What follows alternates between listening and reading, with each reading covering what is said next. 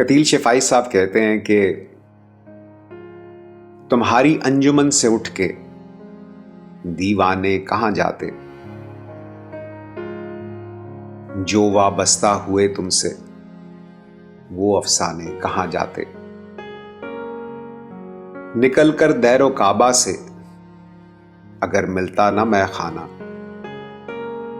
तो ठुकराए हुए इंसान खुदा जाने कहां जाते। तुम्हारी बेरुखी ने लाज रख ली बादा खाने की,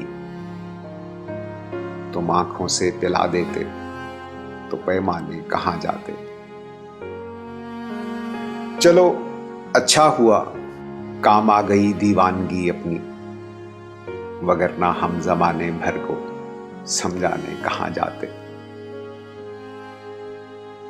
कतील अपना मुकद्दर गम से बेगाना अगर होता, तो फिर अपने पराए हमसे पहचाने कहां जाते।